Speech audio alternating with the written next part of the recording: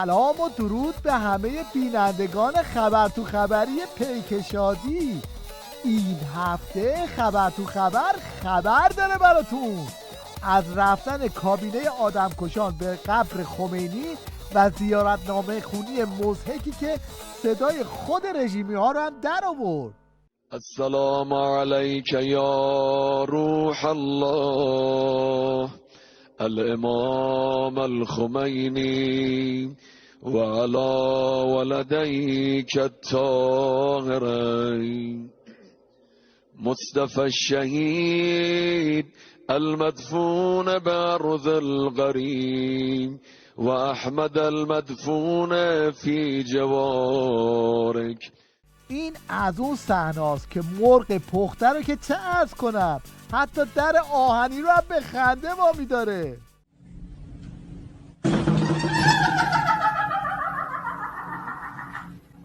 بعد هم نوبت به آخوند رئیسی رسید که بر سر قبر امام دجالش شروع به پروپکانی کنه و از این اراجیف به هم ببافه. حقیقتا امام مردم رو باور داشت و اگر میفرمود میزان رأی ملت است باور داشت این رو. حالا این شما و این رابطه امام گور به گور شده آخوندا با مردم از زبون خودش. ملت ما خون داده است تا جمهوری اسلامی وجود پیدا کند، نه جمهوری دموکراتیک، یعنی جمهوری غربی، یعنی بیبندوباری غرب. این تقلیدها را کنار بگذارید، این سرزدگی ها را کنار بگذارید. به حکومت اسلام، به جمهوری اسلامی نه یک حرف زیاد و یک نه حرف کم. هر کس جمهوری را بخواهد دشمن ماست. اینجاست که ماشین خالی بندی های آخوندا تو سربالایی واقعیت ها یاتاقان میزنه.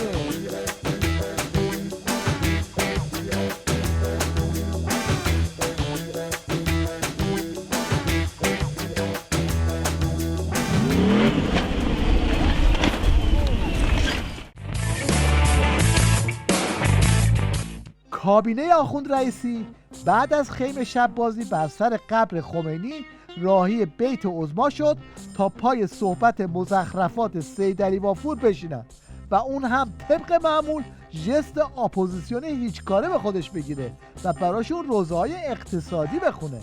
در مسئله اقتصاد خب مشکلاتی در کشور وجود داره. الان در زمینه مسائل اقتصاد تورم بالا یکی از اساسی ترین مشکلاتی، کسری بودجه هست، معیشت مردم کم درآمد هست. اینها مشکلات مهمه. کاهش ارزش پول ملی هست. آخوند رئیسی هم برای که به دستورات اقتصادی عظما عمل کنه رفت سراغ مشنگی به نام سبزعلی رضایی و 3 حکم مسخره اقتصادی به نامش صادر کرد. رئیس جمهور در حکمی آقای محسن رضایی میرقائد را به سمت معاون اقتصادی رئیس جمهور، دبیر شورای عالی هماهنگی اقتصادی سران قوا و دبیر ستاد اقتصادی دولت منصوب کرد.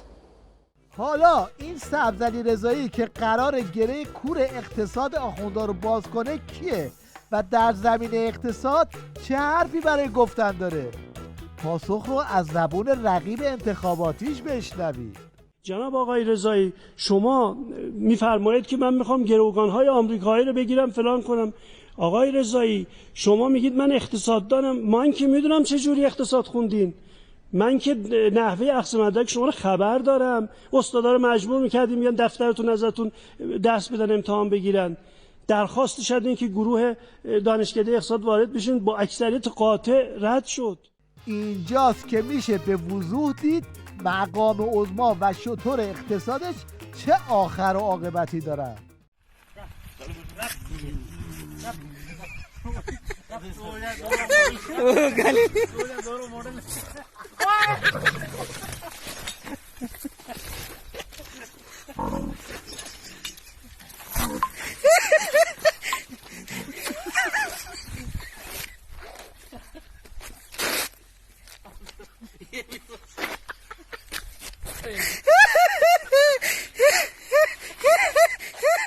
البته الان دیگه همه میدونن که پشت همه انتصابات آخوند رضایی خود عظماست.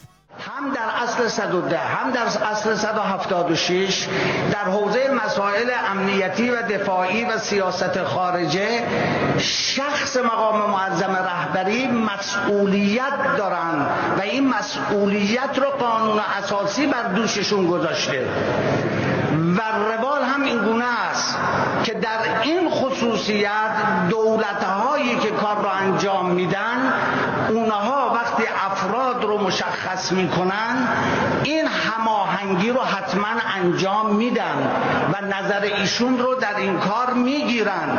در همه دولت‌های گذشته این گونه بوده، الان هم این گونه بوده. این خیلی روشن بدونن.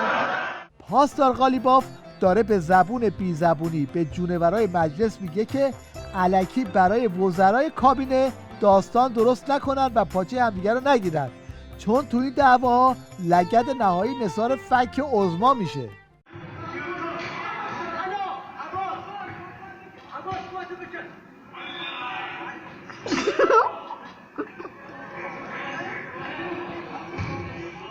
البته این مسخره بازی های نوچه های عظما سوژه طنزهای فضای مجازی هم شده. بسم الله الرحمن الرحیم. بنده به عنوان وزیر بهداشت، آقا من وزیر بهداشتم، چی میگی؟ بنده به عنوان وزیر ورزش، اون آقا وزیر ورزشه. بنده به عنوان وزیر راه و شهرسازی، این آقاست. وزیر نفت، اون آقاست. وزیر کار، اینه. شما وزیر چیه؟ وزیر سمت. کدام سمت؟ بلوار. آقا مسئله بازی در نیادیدی؟ شما منو بخونید. گوشت 3 کیلو در وزارت خانه سمت. سیب زمینی 5 کیلو. وقتی برگشتی سر راه روغن یادت نره عبزیزی. آقا من اصلا یک وزیری هستم دیگه، باید بکنید آقا داریم صحنه سازی در میاریم همه تا داریم دور همین دیگه نشستیم داریم مملکت دارم میکنیم. خدا خیلی نام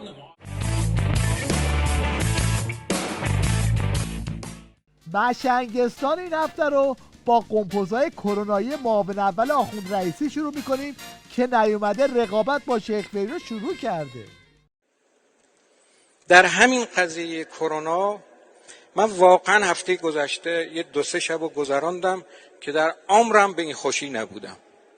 4 نامه از 4 کشور اروپایی به اسم ستاد اجرایی فرمان حضرت امام اومده بود که ما از شما تجهیزات پزشکی میخوایم. همونایی که به ما روز اولی که رفتیم این تجهیزات رو بیاریم راه ندادن، امروز التماس میکنن که ما بهشون تجهیزات بدیم. آقای رئیسی، امروز من خدمت شما عرض میکنم مثلا ما در 5 حوزه عمل کردیم. در دارو عمل کردیم، در تجهیزات عمل کردیم، در تشخیص عمل کردیم، در درمان عمل کردیم. ما الان جز کشورهایی هستیم که در بخش سلول درمانی کشورهای مختلفی التماس میکنن که ما بریم این کار اونجا انجام بدیم.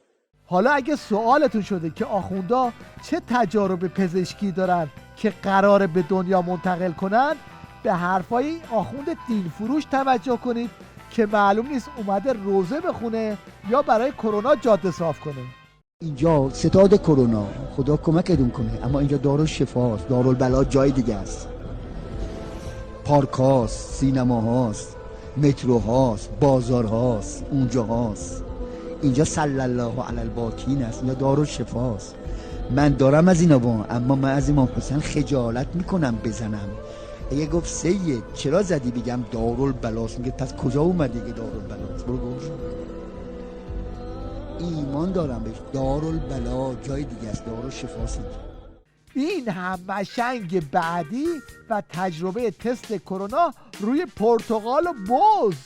شما چندین سال پیش اگر واکسن آنفولانزا رو دریافت کرده باشید الان تست کروناتون مثبته ولو هیچ چیزیتون نباشه. ما از پرتقال تست گرفتیم مثبت در آمده، از بز، از ماهی تست گرفتیم مثبت در آمده. حالا از آخوندهای عمامه دار بریم سراغ این آخوند بی عمامه که به رذیلانه ترین شکل ممکن برای فتوای خامنه‌ای زمینه چینی کرد.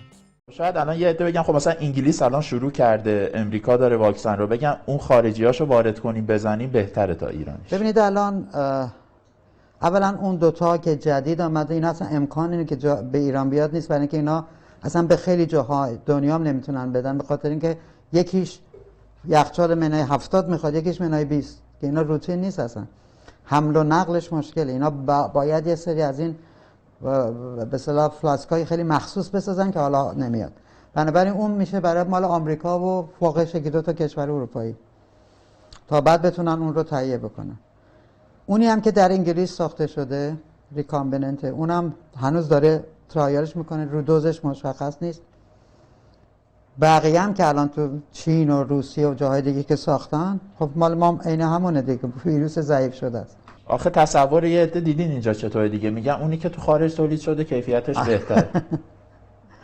نه هم چیزی نیست. من دلم میخواد که مردم این ایده غلط رو از فکرشون بذارن کنار. کاربرای خوش‌ذوق در فضای مجازی واکسن ولایی برکت و تاثیرش در مقابله با کرونا رو اینطوری شبیه سازی کردن. به نظرم داره بوی دردسر میاد.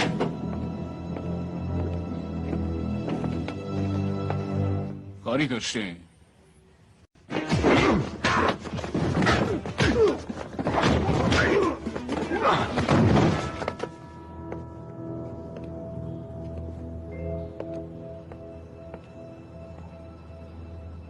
کارمون عالی بود. حالا که تا اینجا اومدیم یه نگاهی هم به تاثیرات واکسن هندی روی آخوند جنتی لعنتی بندازیم.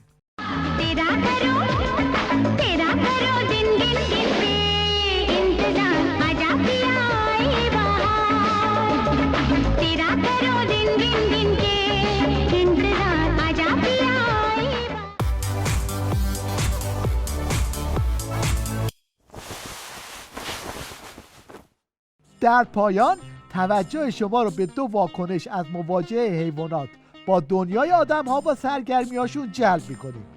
اولی واکنش یک گربه به کارتون تام و جریه و دومی سگیه که خودتون باید تماشاش کنید.